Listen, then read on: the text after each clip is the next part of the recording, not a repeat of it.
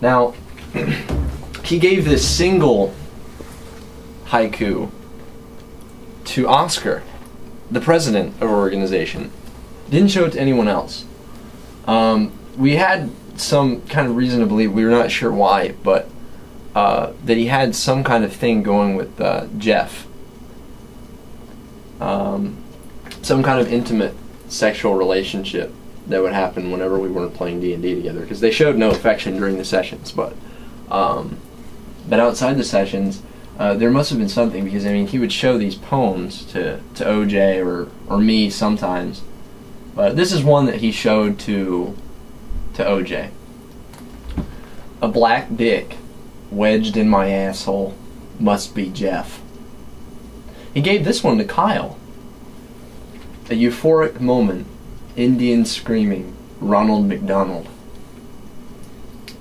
He gave these to me. He decided he wanted to become closer to what haiku really stands for, but he still wasn't going to go to the 575. He wanted to keep his rebellious poetry, but he decided to add some seasonal flair. I sucked Jeff's nuts, the sounds of autumn. Deep winter, really hungry, Jeff's pubes. This one he gave to OJ. Jeff shits on my face. Feels good, man. And then he had a little stint, because the guy, Matt, was actually adopted. It says so in his book about the author. And we didn't really know where he came from. He has no idea who his original parents are. So he decided to write some poetry about maybe he came from a cadaver. He gave these to various people. Origins revealed, personality defined, cadaver's progeny. Screwed in head, screwed in spirit, screwed cadavers. Rotting flesh, stiffened rigor mortis member, Matthew's mother. Abuse of a corpse, 9 months later, Matthew T. McHenry. Erectile dysfunction and ugly woman, death solves both. At morgue, really horny, one-eyed zombie. That's all for the haiku. However, to go back to his strange relationship with Jeff, we found some... Actually, Oscar, OJ, found this.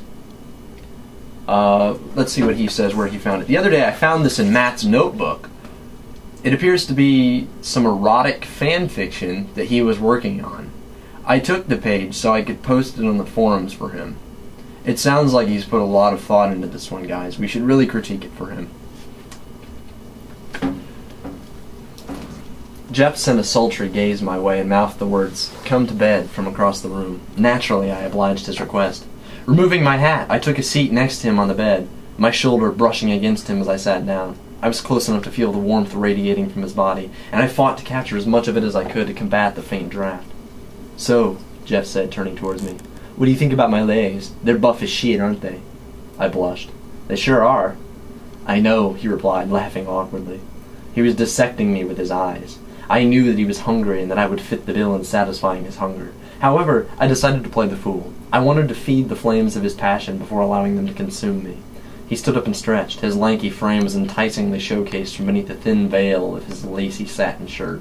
I was nearly overcome with madness at the very sight. With my heart racing, I sought out the appropriate words. "Jeff, He interrupted me, placing a single finger across my lips. "Matt, I need you to strip. The time for being coy is over. I'm going to ravage you, my darling." He entered my person rather slowly. The movement was steady and gentle. His eyes were crazed, and the look plastered on his face was somewhat terrifying. He was no longer a man, but a sexual beast, tangled within the throes of the sensual, and I was his prey. "Say my motherfucking name," he yelled, picking up the pace. The thrusts began getting harder and faster. Unwittingly, he drew the words from my breathless lips. "Jeff." Unfortunately, that's where it cut off. I only managed to get the single page from his notebook. Does anyone else have the rest? I clumsily slipped out of the shower, a bit light-headed still from the previous night's heat. I dried myself rather slowly with my large green towel, attempting to caress and lick the psychological wounds my lover had inflicted. And yet at that moment, it was what I craved most. The longer my wounds lingered, the deeper my thoughts and concentration about that surreal moment were. After exiting the bathroom and donning my Green Lantern bathrobe and slippers, things seemed to take a turn for the worse. Is someone in my house? I thought to myself, looking around quickly from left to right, the drums of panic and fear pounding in my head. I could hear in the distance a low-pitched hum, perhaps a large insect. I felt something at my feet. Whatever carapace I stepped on was crushed under my weight, and yet the sound was horrifying. On the ground in front of me was what appeared to be a makeshift trail of Tootsie Roll Pops.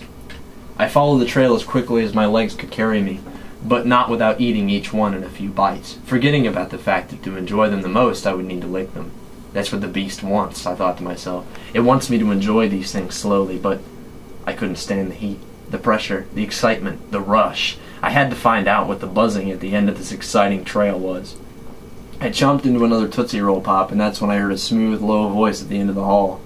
So, Matt, how many licks does it take to get to the center of a Tootsie Roll Pop? I stiffened up, maddened by the sound of his voice. I knew who it was now.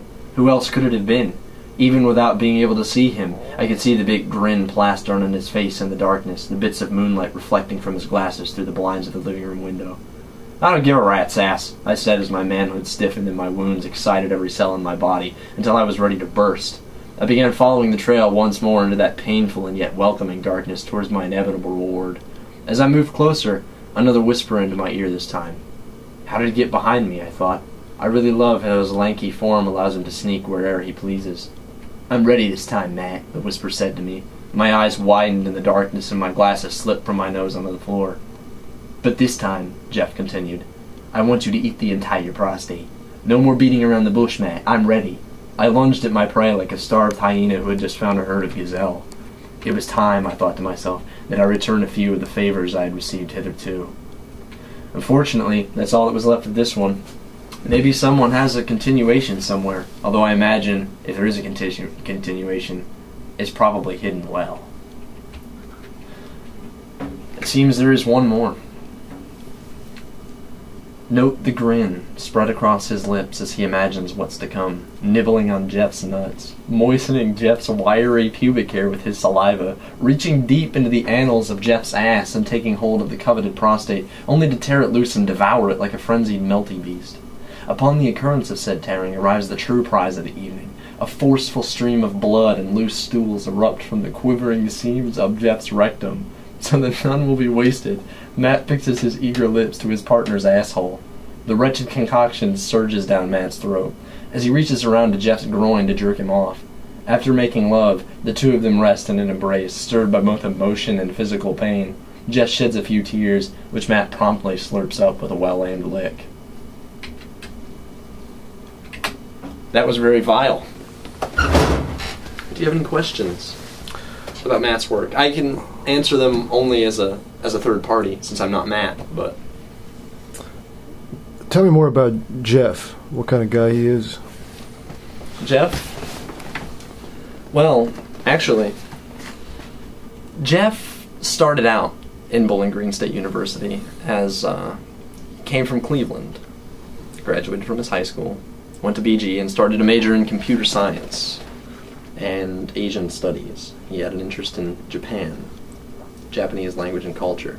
I don't know how much further that extended outside of anime and manga and video games, but I'll give him the benefit of the doubt. He started playing Dungeons and Dragons with us, and eventually he liked the game so much he didn't do anything else but the game and look up things about the game, and then eventually just basically failed out of school. We've heard from him since. What he does basically is, well, now he's in Cuyahoga Community College, I believe, continuing his studies, but he's no longer at Bowling Green, unfortunately.